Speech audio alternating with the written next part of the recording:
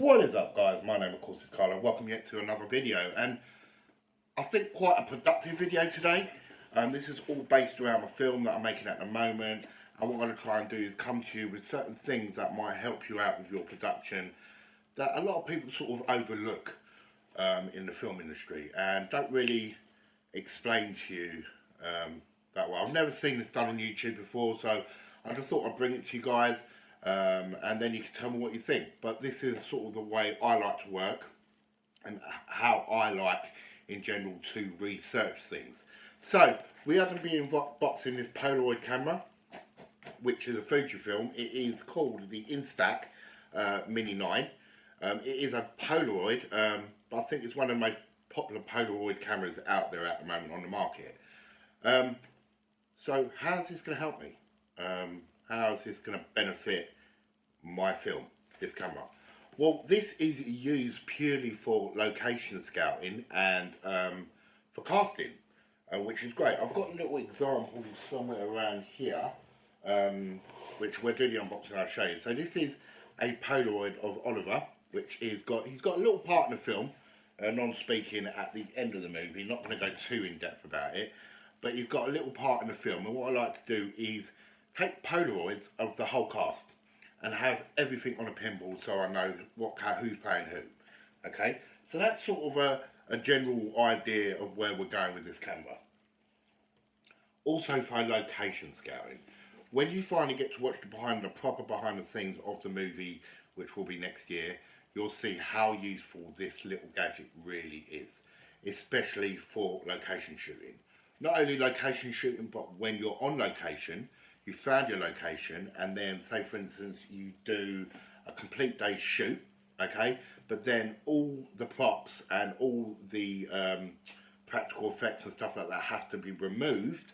What I would do in general is get a Polaroid, yeah, and take a picture of everything how it is, and then write at the bottom of the Polaroid what it is. So before I leave set, for instance, if you're sort of filming in a place which is protected, for instance, like a forest, woodlands, so on and so on, obviously you can't leave the set built.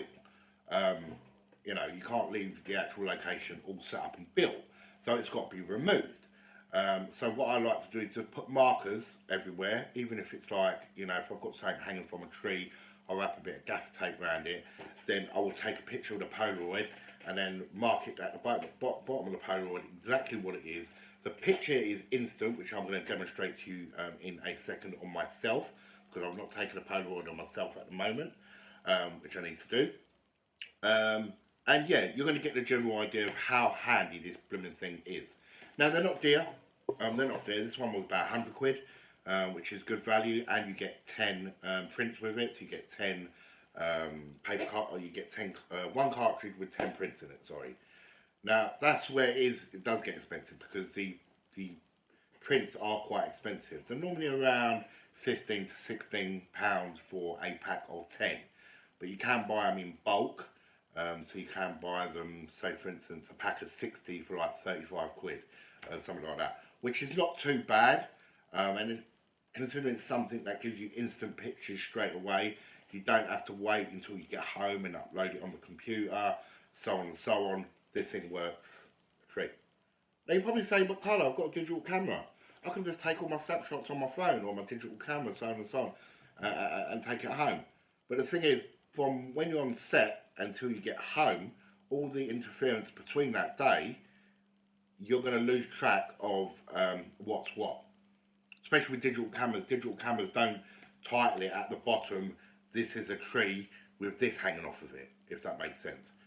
You know, you're going to have to take the digital camera home, upload it to your computer, and remember what picture is what. But when you're doing it on the fly, when you're doing it straight away and the picture is printing out, okay, and then you're writing on the picture straight away what it is, as soon as you get home, there's nothing to remember. You just look at the prints and say, right, yeah, that's for that, that's for that, that's for that.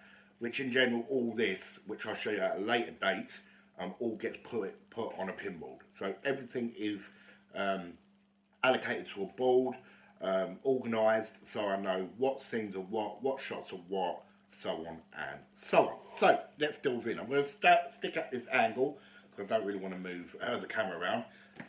But yeah, very, very small. So I'm just gonna. I have opened this already, obviously, because you've just seen Oliver's little picture here.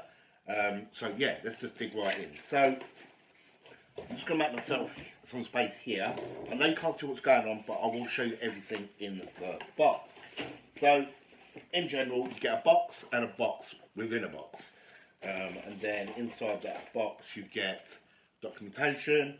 This is an idiot-proof camera. A child can use it. Do you know what I mean? It's easy, and then you get like a little magnifying sort of glass thing with it. All that, I don't know what that is. Get a couple of stickers, so on and so on. But we're not really interested in that. I've already opened this, like I said. I've loaded the film straight away, which you should get a pack of 10. I got a pack of 10 films with this, which is great. I'm going to open it up, and I went for the white model of this camera. You get also a little strap to strap it to yourself, which is don't use, just use it. Yeah, and I went for the white one, which is this one right here. It's a lovely looking device, it really is. It looks, I don't know, it looks really cool. And it's really strong, it's a really tough, rugged plastic. It's idiot proof, it's easy to use. Sorry, I dropped something. It's very easy to use. And that's what you want. When you're location scanning, you don't want to piss about with certain things. You just want to look through the viewfinder, take the picture, write on it what you need to write, put it in your folder until you get home, and then you can organise it on your pinboard. Right, so the way you turn it on, it's got the batteries in it already, so the batteries get loaded in from the side there. Takes 2 AA batteries, pretty straightforward. The film goes in the back, which is a cartridge. I can't show you because once the film's loaded, you can't open it until it's totally used. Otherwise, you will expose the film and you will ruin it because it's a proper film camera. To switch it on, oh sorry, you've got a little sort of selfie glass there, which is very tacky, but it allows you to put yourself in a frame like that, which I will show you how good it works in a second, and basically take a still of yourself. Now, what I like about this is simple. You know, when you're making a film and you're researching locations, you're doing location shooting, so on and so on, you don't want to piss about with ISO, lighting, so on and so on. You want something that's just going to work. And looking at this model, this was the most popular model out there. I did a lot of research on this camera, on decent Polaroid cameras, and this was the one. And I do like the fact that the pictures are small, they're not quite big. Right, so to switch it on, you just press that little button there, you wait, and then you'll get a little light at the top. Right, I'm trying to show it there. And all these dials will distinguish where you're shooting. So if you're shooting inside a property, right inside your house, it's low lighting. If you've got like overcast, if you're outside, a sunny day, so on and so on, you get the picture. And then basically all you're doing is if I put this over me and smile, take the picture, and then the picture literally just pops out like that. Now you do have to wait, it has to expose itself. That's what the picture looks like when it comes out. So don't panic if your pictures come out like that. Just put it to one side and we'll have a look at that in a couple of minutes. If you put it somewhere where it's light, it's going to expose quicker, okay? So I'm going to put that to one side and leave it. Job done. And that's basically how quick, and to turn it off, you just close it. And that's how quick it is to use one of these Polaroid cameras. To me, it's a must-have as a filmmaker. And I've never seen a video actually explain how important, to me, I think one of these are. It allows you to capture the picture in the moment, right on the actual picture, and you know where you're going. So if you're setting up a film set, for instance, or a small film set, and that film set has to be removed and dismantled, you can take certain pictures of where everything goes, write it on a picture there and then, put it in your folder, go home, and then that way you're not going to knacker your film, you're not going to mess anything up. Because my film in general, one location is going to take about 9 to 10 days to film in. And the set has to look identical every single time. So if I move something, it's going to notice in the film and it's going to make the film look rushed and it's going to make the film look rubbish. But with one of these, this is going to allow you to put everything where you want, and then before you take it away, you take your pictures, you write on the picture at the bottom exactly what it is. You come home, you stick it to your bin board, or you put it in your folder, so when you go back to set the next day, you can actually rebuild the set exactly how you had it the day before.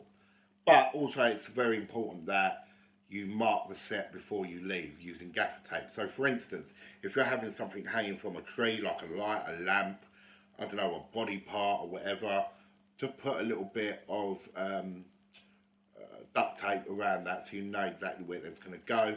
Take the picture, right at the bottom what's hanging up there, job done. And if it is hanging up there at the same time, just take the picture, job done. As long as obviously I believe if you're using an environment that is protected and you're in the wilderness of the woods, don't destroy the environment around you.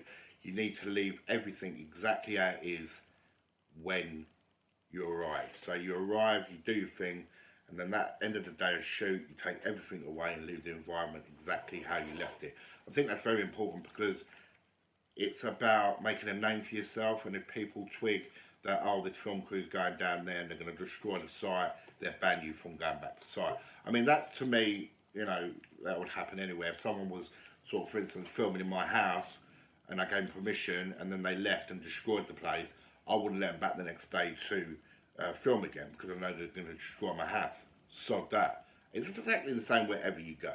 So, that's the mug shot I just took of me in real time. God, I have an ugly git. So that is the film, how it comes out. It comes out really good quality, nothing serious, do you know what I mean? Very small prints, absolutely amazing quality. I can write down the bottom here now, my name and who I play. And exactly with the other picture, I've written down Oliver, who's playing himself in it, who he is. And then I can put that in a pinboard, and I can just look at my pinboard and know exactly where I'm at. So, that's why I think these are quite important. So I hope this has been an informative video for you guys. If you have enjoyed it, smash that like button. And as always, I'll definitely catch you guys in the next video. Ciao, ciao.